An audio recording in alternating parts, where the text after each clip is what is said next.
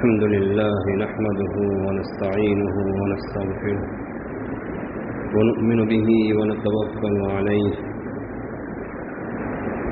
ونعوذ بالله من شرور أنفسنا ومن سيئات أعمالنا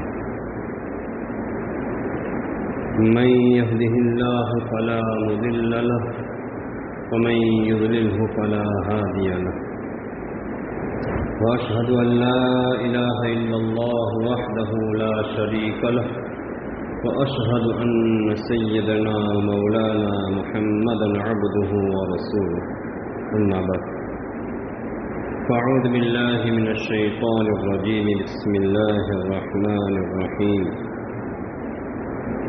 الذين يأكلون الربا لا يقومون إلا كما يقوم الذي يتخبطه الشيطان من المس صدق الله العظيم.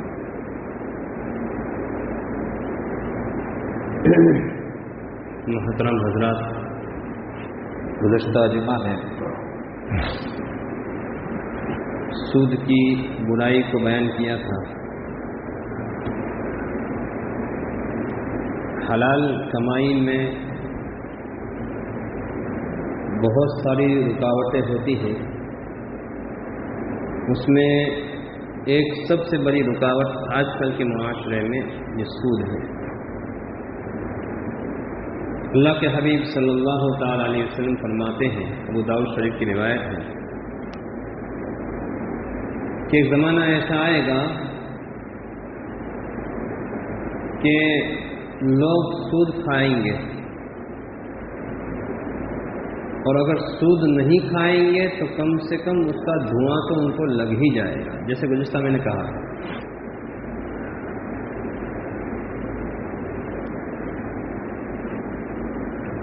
کریڈٹ کارڈ، انشورنس، فائنانس، یہ سب چیزیں جو ہیں مجبوری کے درجے میں جہاں علماء نے اجازت دی ہے وہ تو ٹھیک ہے. آج کل کا ماحول تو یہ ہے، آپ ایک موبائل خریدنے جاؤ تو وہاں پر بھی وہ آپ کو کہتا ہے کہ اس کا بھی آپ بیمہ کرا لیجیے. اور مسلمان کراتے بھی ہیں، اور میں نے کراتے ہوئے خود دیکھا بھی ہے.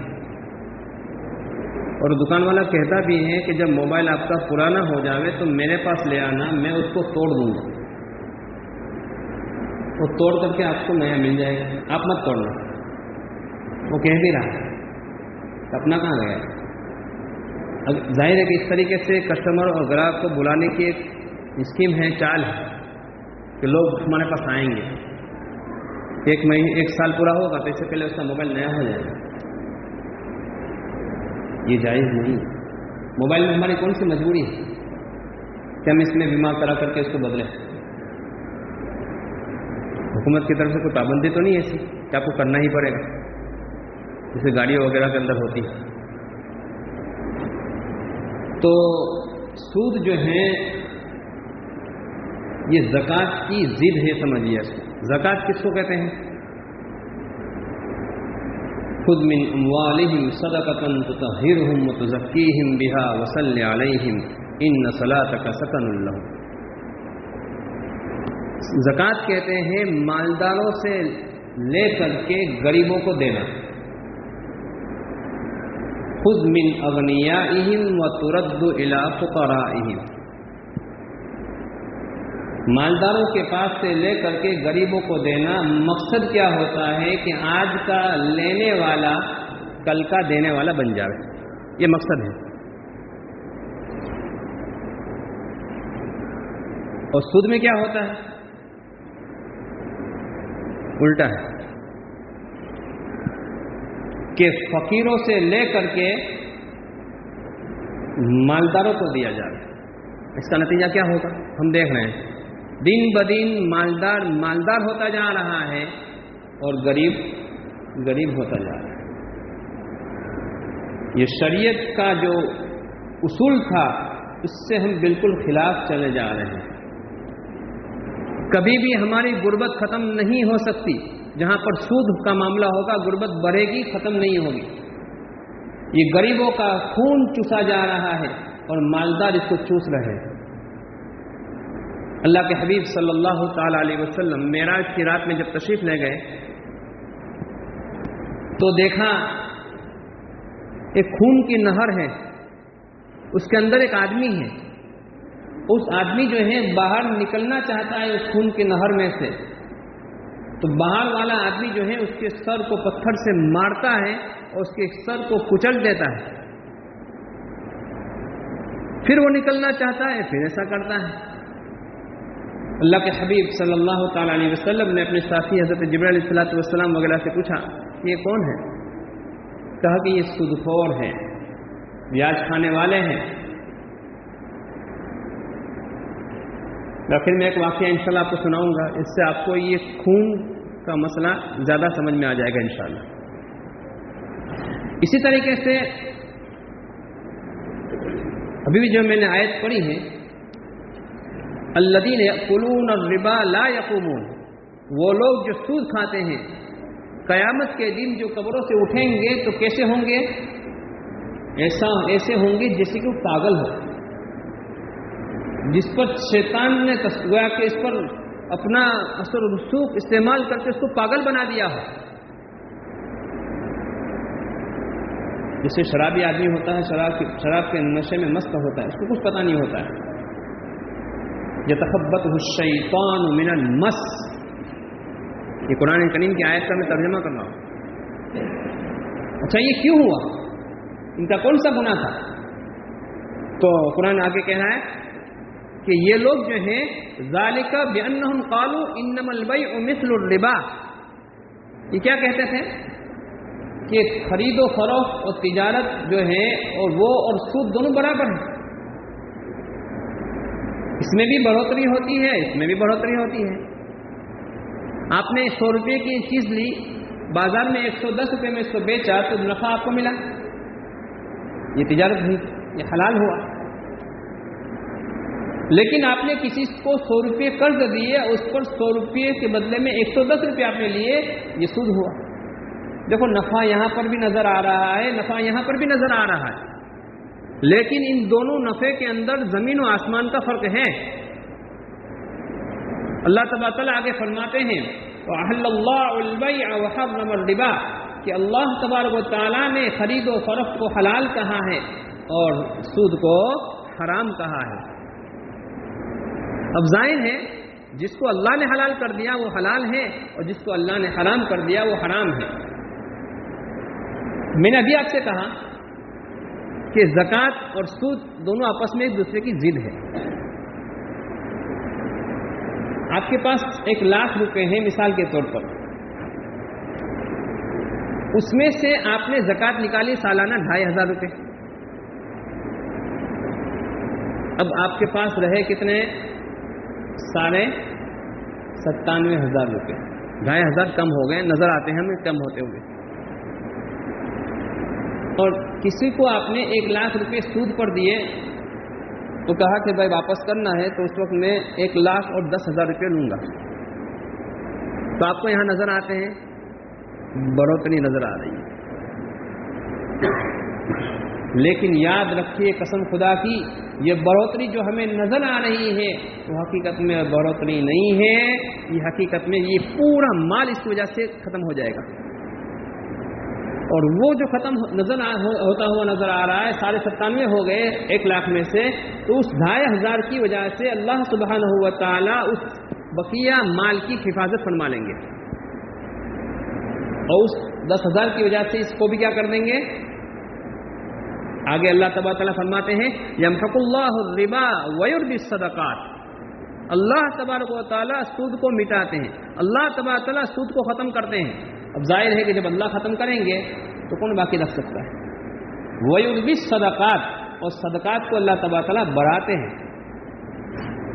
آپ نے دیکھا ہوگا جو آدمی مال کی زکوٰۃ پابندی سے ادا کرتا رہتا ہے، عام طور پر ایسا ہوتا ہے کہ اس کا مال ہر سال بڑھتا رہتا ہے، ہر سال بڑھتا رہتا ہے، جو وہ خرچ کرتا رہے گا، دیتا رہے گا، اللہ تبارک و تعالیٰ اس کو بڑھاتے رہیں گے۔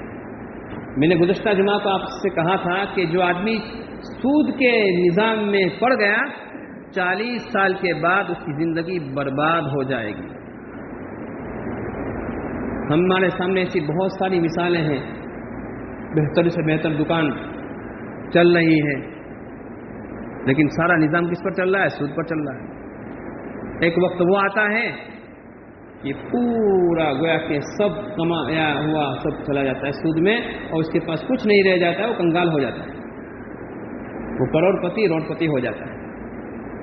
میں نے گزشتہ جمعہ سے آپ سے کہا تھا کہ بظاہر ہمیں نظر آتا ہے کہ سود خور جو ہے بہت راحت میں ہے، بہت ہی زیادہ چین و سکون کے اندر ہے، تو اس کو بھی سمجھ لیجیے یہ راحت کس کو کہتے ہیں۔ ہم نے راحت کس کو سمجھا ہے؟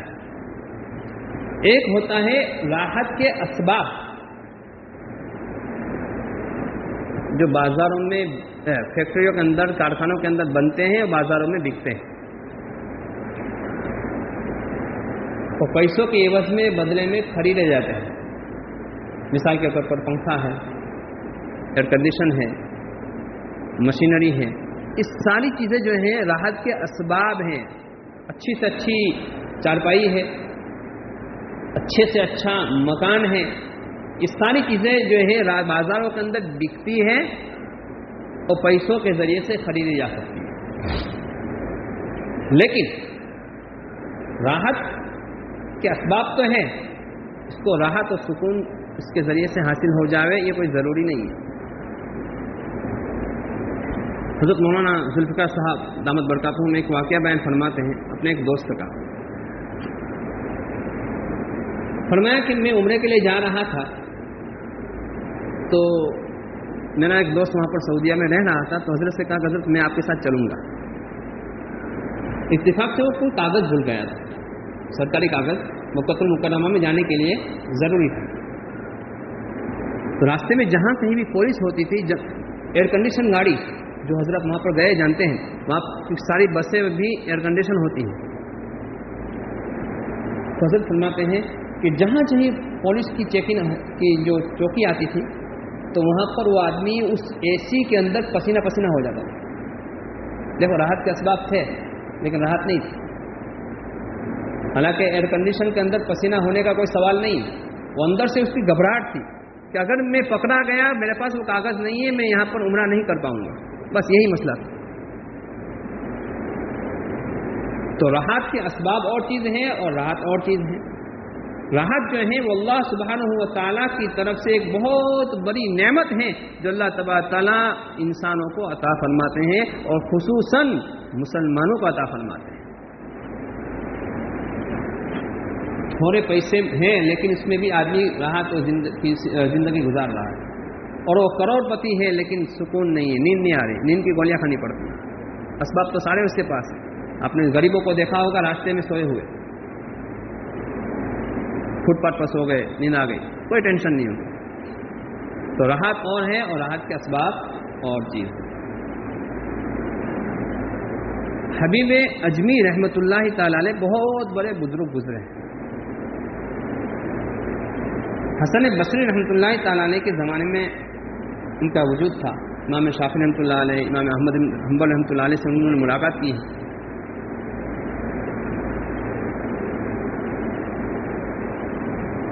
یہ خیر القرون کا زمانہ تھا۔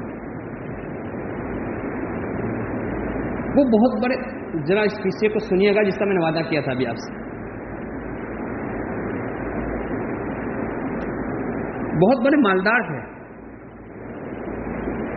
اور وہ لوگوں کو سودی قرض دیا کرتے تھے، اور سارا پیسہ سودی قرض میں دے دیا، اپنے پاس کچھ نہیں رکھا۔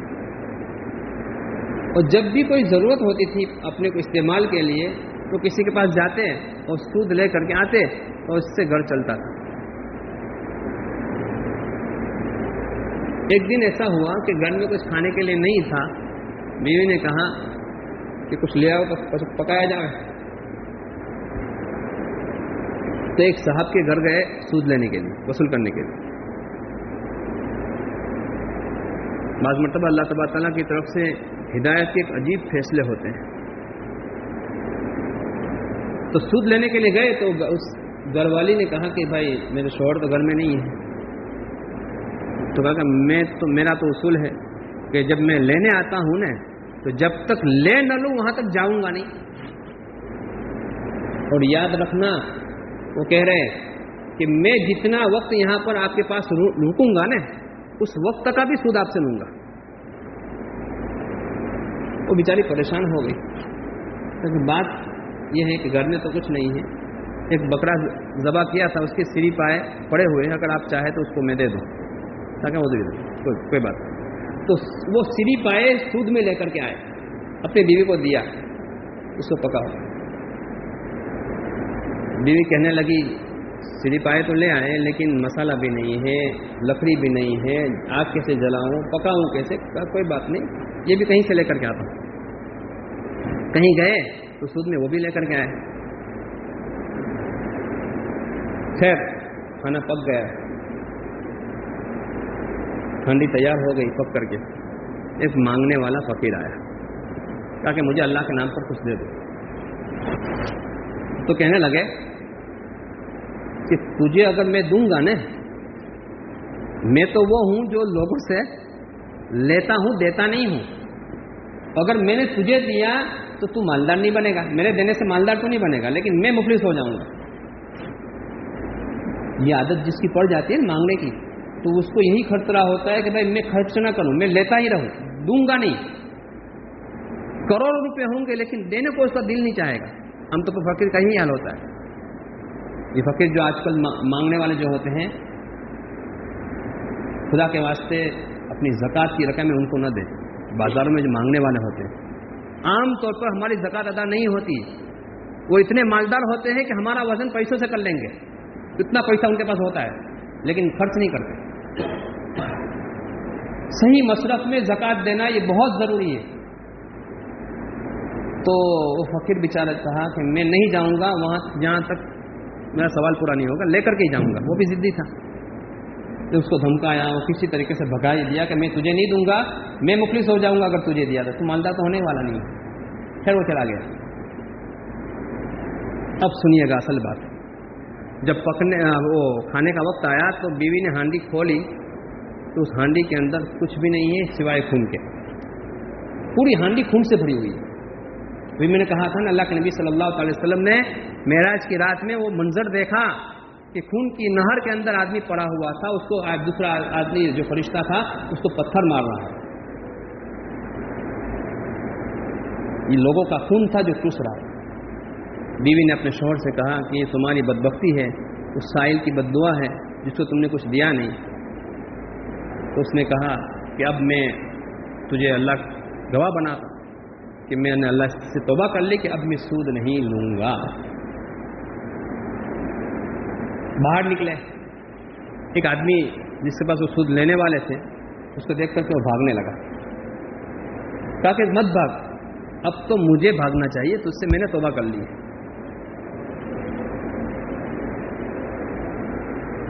حسن بصری رحمۃ اللہ علیہ کی خدمت میں جا رہے تھے.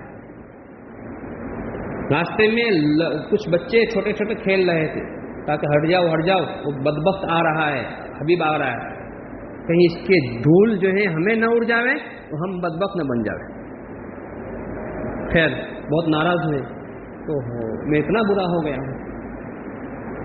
حسن بصری رحمۃ اللہ علیہ کے پاس گئے اور سچی پکی توبہ کی, اور توبہ کر کے باہر نکلے ہیں تو وہی بچے کھیل رہے تھے جنہوں نے ابھی ان کو بدبخت کہا تھا. اب کہنے لگے یہ تو اللہ والے آ رہے ہیں, ہٹ جاؤ, راستہ دے دو. کہ ان کو تکلیف دی تو اللہ ہم سے ناراض ہو جائیں گے, ہم بدبخت بن جائیں گے. تو کہنے لگے اللہ میں نے سچی توبہ کر لی, تو آپ نے فوراً لوگوں کی زبان بدل دی.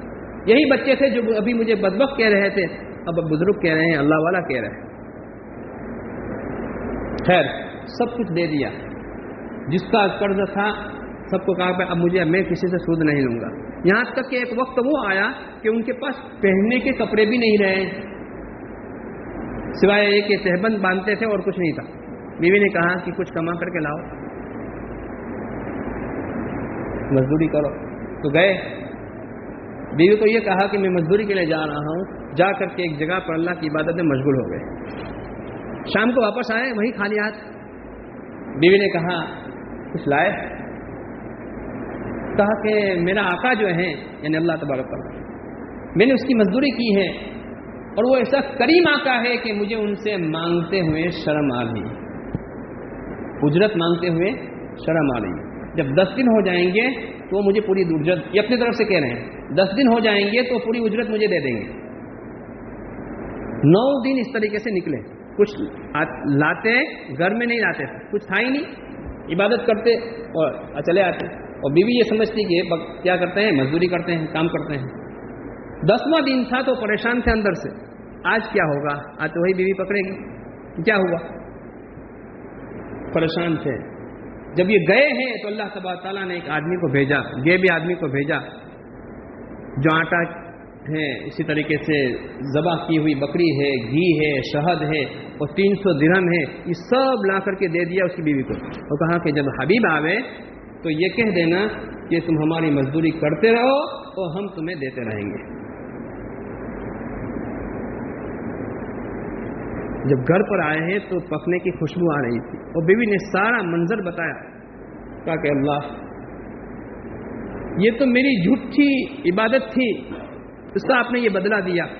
نتیجہ یہ ہوا کہ اس کے بعد وہ اللہ کے ولی بن گئے اور آج ہم کہیں حبیب اجمی رحمت اللہ تعالی علیہ. تو ہمیں اس سے سبق ملا. اللہ تبارک نے ایک بات اس کے اندر وہ دکھائی جس کا میں نے ابھی تذکرہ کیا تھا معراج کے واقعے میں، کہ سود کا جو اصل میں آدمی جو ہے وہ لوگوں کا خون چوستا ہے.